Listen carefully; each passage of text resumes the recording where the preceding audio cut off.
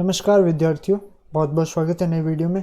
आज की इस वीडियो में हम कुछ महत्वपूर्ण सवाल देखेंगे जो कि हाल ही में हुई हाउसकीपर के एग्जाम में पूछे गए हैं, जो कि अधीनस्थ बोर्ड के द्वारा लिया गया था। कुछ सितंबर में हुआ था शायद। तो देखते हैं कुछ महत्वपूर्ण सवाल और उनसे संबंधित महत्वपूर्ण तथ्य।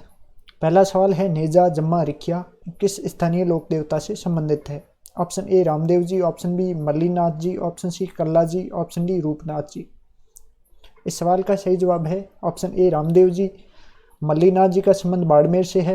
रामदेव जी के बारे में एक्स्ट्रा जानकारी देख लेते हैं। रामदेव जी का चित्र है और ये जो कि नेजा लिखा हुआ था, सवाल में पूछा गया था कि नेजा क्या है, तो बाबा के मेले में जो ध्वज होता है उसको नेजा कहा जाता है। ये इसको भक्त नेजा कहते हैं। ये तस्वीर में आप देख पा रहे होंगे। रिखिया कहते हैं जो कि रामदेव जी के भक्त होते हैं मेघवाल जाति के, उनको रिखिया कहा जाता है। और जम्मा जो रात्रि जागरण होता है रामदेव जी की पूजा अर्चना के लिए, उसको जम्मा कहा जाता है देसी भाषा में। इनका मेला भाद्रपद माह में भरा जाता है। शुक्ल पक्ष की द्वितीया से एकादशी तक मेला भरता है और शुक्ल पक्ष की द्वितीया को बाबेरी बीज भी कहा जाता है। आगे बढ़ते हैं। अगला सवाल है, अधोलिखित में से कौन सा एक राजस्थान का मंदिर सुमेलित नहीं है? यहाँ पे कुछ जोड़े दिए हुए हैं मंदिर और कौन सी जगह पे इस तरह से दिया हुआ है। पहला ऑप्शन है बारह देवरा शिव मंदिर भीलवाड़ा, दूसरा है सूर्य मंदिर झालरापाटन, तीसरा है करणी माता मंदिर बीकानेर, चौथा है जगत शिरोमणि मंदिर उदयपुर। सवाल का सही जवाब है ऑप्शन 4, जगत शिरोमणि मंदिर उदयपुर में नहीं है। उदयपुर में जगत अंबिका मंदिर है और जगत शिरोमणि मंदिर जयपुर में है। और बारह देवरा शिव मंदिर भीलवाड़ा में, ये बिल्कुल ठीक है। सूर्य मंदिर झालरापाटन में है और करणी माता मंदिर बीकानेर के देशनोक नामक जगह पे है। ये है करणी माता का मंदिर, देशनोक में है। और ये है झालरापाटन में स्थित सूर्य मंदिर। और ये है जगत अंबिका मंदिर जो कि उदयपुर के जगत गांव में है। बहुत प्राचीन मंदिर है। अगला सवाल है, नथमल और सलीम सिंह की हवेली स्थित है। यहाँ पे सलीम सिंह लिखा गया है पर ये सालिम सिंह है। सालिम सिंह मेहता जैसलमेर के प्रधानमंत्री थे और उनकी हवेली जैसलमेर में ही है। वैसे तो मैंने उत्तर आपको पहले से बता दिया। नथमल और सालिम सिंह की हवेली जैसलमेर में है। ये भी हाउसकीपर एग्जाम में पूछा गया है। ये जो हवेली है ये है नथमल की हवेली, जैसलमेर के अंदर स्थित है। ये है बादल महल या फिर सालिम सिंह की हवेली, ये ऊपर की मंजिल का फोटो है, ये भी जैसलमेर में है। ये है पटवों की हवेली, ये भी जैसलमेर में है। इसका निर्माण गुलाब चंद बाफना ने करवाया था और जैसलमेर महारावल को भेंट की थी ये हवेली। निम्नलिखित में से किस जिले में अंतर्राष्ट्रीय और अंतर्राज्यीय सीमा दोनों है? यानी कि कौन सा जिला है जो कि पाकिस्तान से भी सीमा बनाता है और भारत के किसी राज्य से भी? Option A Hanumangarh, option B Barmer, option C Jalore, option D Bikaner. इस सवाल का सही जवाब है बाड़मेर और गंगानगर, दो जिले हैं जो कि अंतर्राष्ट्रीय और अंतर्राज्यीय सीमा दोनों बनाते हैं। यहाँ पे आप मैप में देख रहे होंगे। पहले मैं आपको बाड़मेर दिखा देता हूँ। ये बाड़मेर है। यहाँ पे बाड़मेर की पाकिस्तान से सीमा लग रही है और ये बाड़मेर की थोड़ी सी सीमा यहाँ पे गुजरात से लग रही है, बिल्कुल कम। गुजरात से सबसे कम सीमा बनाने वाला जिला भी बाड़मेर है और इस तरह से गुजरात से थोड़ी सी सीमा लगती है। इसके अलावा गंगानगर है, तो गंगानगर की सीमा इस तरफ ऊपर उत्तर की तरफ पंजाब से लगती है और पश्चिम की तरफ और उत्तर पश्चिम की तरफ पाकिस्तान के पंजाब से लगती है। यानी कि पाकिस्तान से जो रेड क्लिफ रेखा है उस तरफ लगती है। अगले सवाल की तरफ बढ़ते हैं। सवाल है कि सोरसन घास के मैदान किस जिले में स्थित है? यहाँ पे सोरसन लिखा गया है। वैसे जैसा प्रिंट था वैसा ही मैंने इसमें लिखा है ताकि आपको एग्ज़ाम में कैसा लिखा आएगा उसका फील आए। वैसे यहाँ पे सोरसेन किताबों में लिखा रहता है। सोरसन या फिर सोरसेन घास के मैदान कौन से ज़िले में है? Option A Bundi, option B Kota, option C Baran, option D Jhalawar. इसका सही जवाब है ऑप्शन डी इसका सही जवाब है ऑप्शन सी बारा। ये है सोरसेन घास भूमि के कुछ चित्र और यहाँ पे जो पास में मंदिर है उसको सोरसेन माता या ब्रह्माणी माता का मंदिर है बारा में। अगले सवाल की तरफ बढ़ते हैं। सवाल है कि निम्नलिखित में से कौन सा खनिज उत्पादक जिला और सही सुमेलित नहीं है? मतलब खनिज उत्पादक जिला और खनिज, इनका युग्म कौन सा सही नहीं है? पहला ऑप्शन है टंगस्टन नागौर, ऑप्शन बी है गार्नेट टोंक, ऑप्शन सी है फेल्डस्पार उदयपुर। वैसे ही फेल्डस्पार है, जैसा एग्जाम में था मैंने वैसे ही लिखा है, पहले भी बता चुका हूँ आपको। चौथा ऑप्शन है वोलेस्टोनाइट सिरोही। तो इस सवाल का सही जवाब है ऑप्शन सी फेल्डस्पार। उदयपुर में नहीं है, फेल्डस्पार मिलता है अजमेर में ये दो एक जैसे नाम वाले खनिज है, एक तो है फ्लोरस्पार और दूसरा है फेल्सपार या फिर फेल्सपार।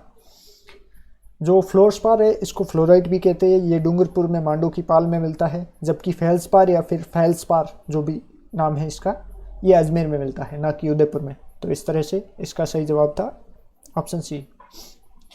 आगे बढ़ते हैं। सवाल है कि राष्ट्रीय ऊंट अनुसंधान केंद्र कहाँ स्थित है? Option A Barmer, option B Nagaur, option C Bikaner, option D Jaisalmer.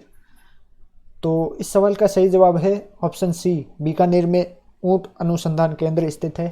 यहाँ पे कुछ तस्वीरें मैंने शामिल की है। ये है बीकानेर के अंदर स्थित ऊंट अनुसंधान केंद्र, जहाँ पे ये जो भी ऊंट को सुसज्जित किया गया है, और ये ऊंट को लेकर जो प्रतियोगिता होती है उसकी भी तस्वीर है।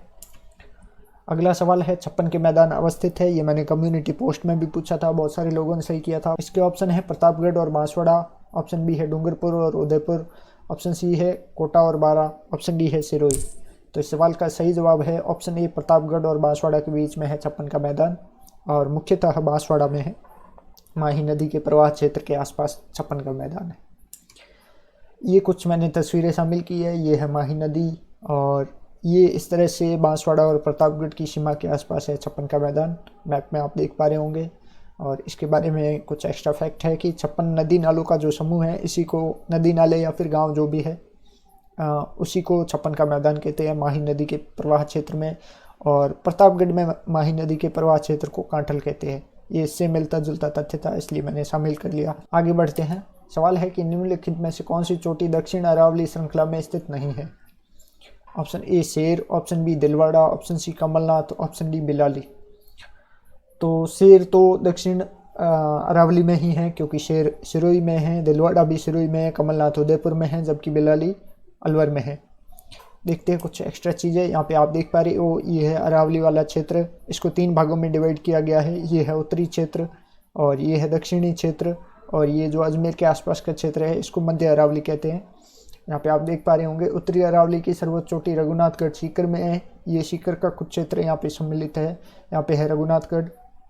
मध्य अरावली की सर्वोच्च चोटी है, उसका नाम है टोडगढ़ या फिर मोरमजी या फिर गोरमजी। इसकी ऊंचाई है 937 मीटर, और ये अजमेर में स्थित है। ये अजमेर का जो हिस्सा अरावली में आता है, यहाँ कहीं पे है। अंतिम है दक्षिणी अरावली की सर्वोच्च चोटी गुरु शिखर है, जो कि 1722 मीटर ऊंची है। ये सिरोही का कुछ भाग है। यहाँ पे गुरु शिखर है 1722 मीटर दक्षिणी अरावली में। बिलाली अलवर में 775 मीटर है। तो सही उत्तर है ऑप्शन डी, बिलाली। निम्नलिखित में से कौन सा उत्पत्ति स्थान और नदी सही सुमेलित नहीं है? ऑप्शन ए है जानापाव की पहाड़ियाँ चंबल, नाग पहाड़ी लूणी, और गोगुंदा की पहाड़ियाँ बेड़च, ऑप्शन डी बिजराल पहाड़ियाँ बनास। तो इस सवाल का सही जवाब है ऑप्शन डी, बिजराल पहाड़ियाँ बनास, क्योंकि बिजराल हिल से सोम नदी निकलती है। बनास का उद्गम स्थान खमनोर की पहाड़ियाँ है, जो कि राजसमंद जिले में है। यहाँ पे कुछ मैंने महत्वपूर्ण नदियों के उद्गम स्थल शामिल की है। अगला सवाल है निम्नलिखित में से कौन सा संरक्षण रिजर्व जिला सम्मिलित नहीं है? ऑप्शन ए बीड़ झुंझुनू में है, ऑप्शन बी रोटू नागौर में है, ऑप्शन सी सुंधा माता जालोर और सिरोही में है, ऑप्शन डी गोगेलाव बीकानेर में है। बहुत ईजी सवाल है, बहुत बार पूछा जा चुका है। जो चौथा ऑप्शन है ये बिल्कुल सही है, क्योंकि गोगेलाव बीकानेर में नहीं नागौर में है। यहाँ पे एक्स्ट्रा जानकारी के लिए मैंने 16 के 16 कंजर्वेशन रिजर्व शामिल किए हैं। 16वां रणखार है, आपको दिख नहीं रहा होगा, जो कि जालोर के अंदर है। सबसे नवीनतम यही है रणखार। और ये शाहाबाद 12 के अंदर जो है, ये भी अभी ही बना है, इसको भी अभी ही मंजूरी मिली है। एक इम्पोर्टेंट आपको ये याद रखना है, उम्मेदगंज पक्षी विहार कोटा में है।